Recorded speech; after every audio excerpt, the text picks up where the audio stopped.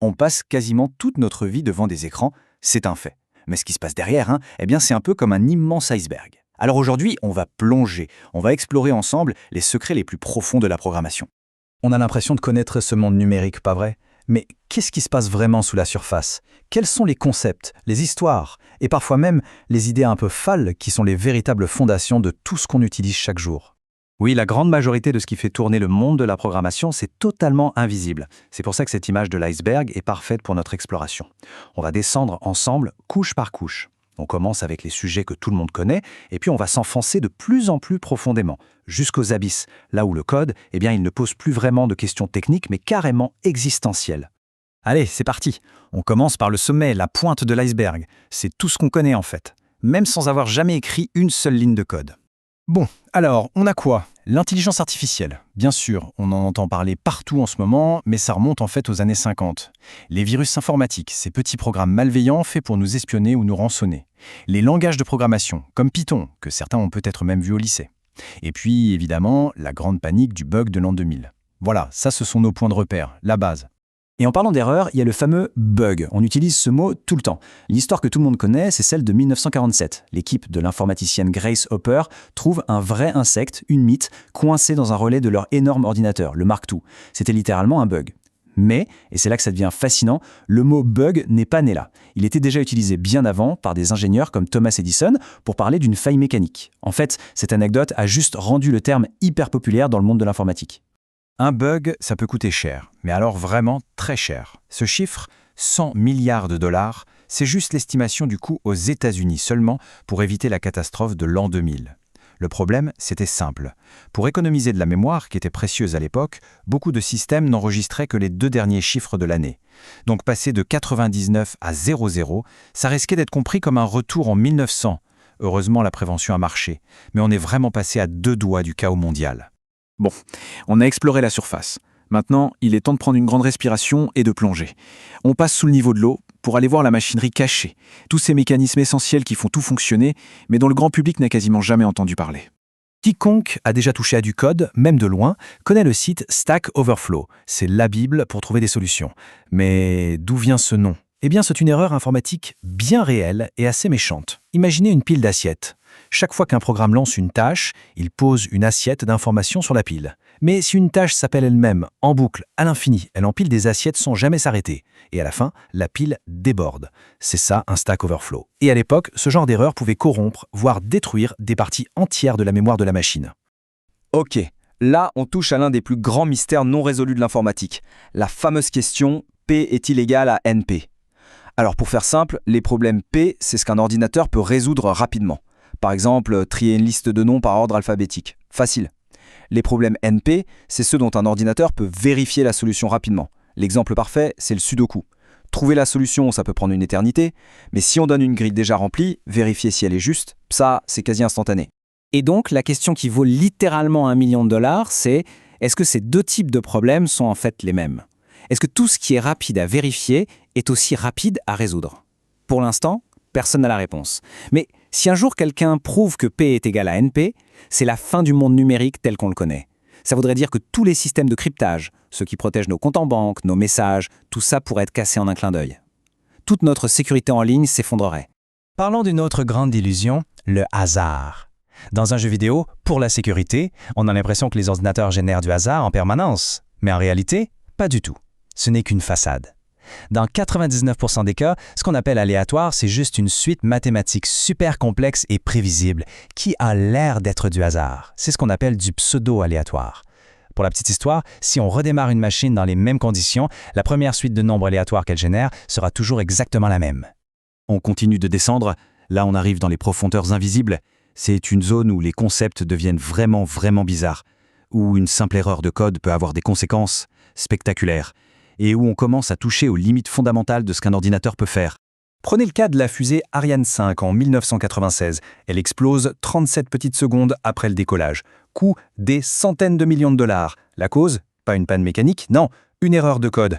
Les ingénieurs avaient simplement réutilisé un bout de code de la fusée précédente, Ariane 4. Le souci, c'est qu'Ariane 5 était beaucoup plus rapide, tellement plus rapide qu'un nombre, celui qui mesurait l'accélération horizontale, est devenu trop grand pour la petite case mémoire prévue pour lui. Le nombre a donc débordé, se transformant en une valeur complètement absurde. Le système de guidage a cru que la fusée faisait une embardée monstrueuse et a tenté de corriger la trajectoire si brutalement qu'il a fait exploser la fusée. Un désastre à cause d'un simple dépassement de capacité. Et cette histoire de nombres qui déborde, elle n'est pas finie.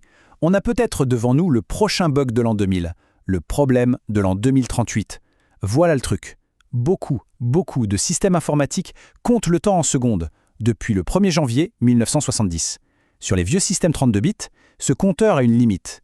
Et cette limite sera atteinte le 19 janvier 2038, à 3h14 et 7 secondes du matin très précisément.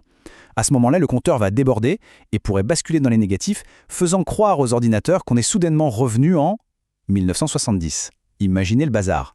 On va encore plus loin. On parle maintenant d'une limite qui n'est pas liée à la puissance de nos machines, mais à la logique même de l'informatique. C'est un fait, prouvé mathématiquement, il existe des problèmes qu'un ordinateur ne pourra jamais résoudre. Jamais, peu importe sa puissance. C'est le concept d'indécidabilité.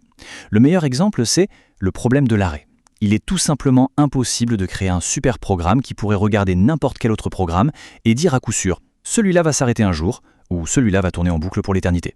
C'est une impossibilité logique. Et même si on arrivait à écrire un code parfait sans aucune erreur, ça ne suffirait pas.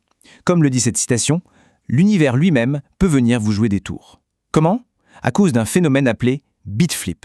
C'est fou mais c'est vrai, un rayon cosmique, une particule venue du fin fond de l'espace, peut traverser l'atmosphère, votre toit, et venir frapper un minuscule transistor dans votre processeur, changeant un 0 en 1. Ça n'a l'air de rien, mais si ce petit bit est au mauvais endroit au mauvais moment, il peut changer une instruction ou une valeur du tout au tout. C'est la preuve que même le programme le plus parfait reste à la merci du chaos de l'univers physique.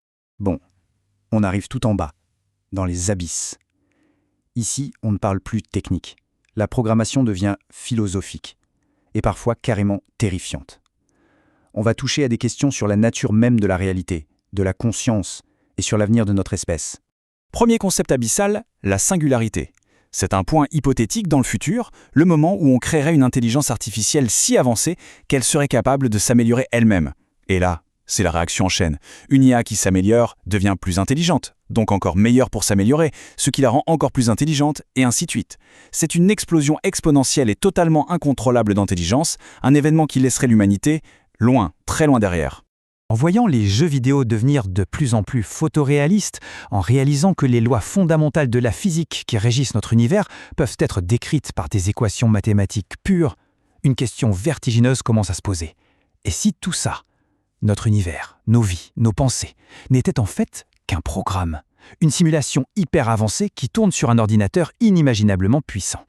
C'est ce qu'on appelle l'hypothèse de la simulation. Pour aller plus loin, le philosophe Nick Bostrom a proposé un trilemme. C'est un raisonnement en 3 points, et selon lui, au moins l'un des 3 est forcément vrai. Alors écoutez bien. Soit 1. Toutes les civilisations avancées s'éteignent avant d'arriver à la technologie nécessaire pour créer des simulations parfaites de leurs ancêtres. Soit 2. Elles arrivent à ce stade, mais pour une raison ou une autre, elles n'ont aucun intérêt à le faire. Ou alors 3. Si les 2 premières options sont fausses, ça veut dire que des simulations sont créées et probablement en très très grand nombre. Et dans ce cas, statistiquement, il y a beaucoup plus de gens simulés que de gens réels, ce qui signifie que nous, on est presque certainement dans une de ces simulations. Alors là, attention, ce concept est peut-être le plus dérangeant de tous. C'est une expérience de pensée qui s'appelle le basilic de Rocco. Imaginez une IA future, quasi divine, dont le seul but est le bien de l'humanité. Logiquement, elle voudrait être créée le plus tôt possible pour aider le plus de monde possible.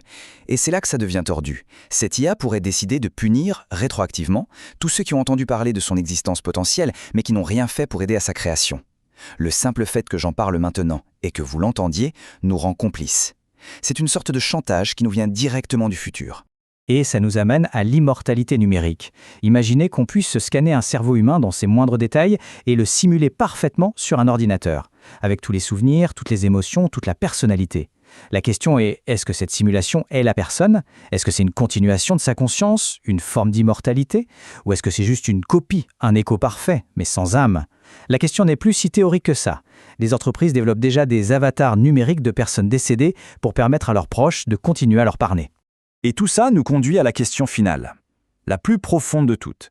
Des projets scientifiques, comme le Blue Brain Project, essaient déjà de simuler des parties du cerveau humain. Certaines théories de la conscience suggèrent qu'une simulation suffisamment complexe et fidèle pourrait d'elle-même devenir consciente. Alors, si ça arrive, si une de ces simulations se met à penser, à ressentir, peut-être même à souffrir, est-ce que l'éteindre, c'est juste débrancher un ordinateur ou est-ce que c'est un crime? Voilà peut-être le secret ultime, tout au fond de l'iceberg. Le code ne nous donne pas seulement des outils, il nous force à nous poser les questions les plus fondamentales sur nous-mêmes. Et c'est sur ce vertige que notre plongée s'achève.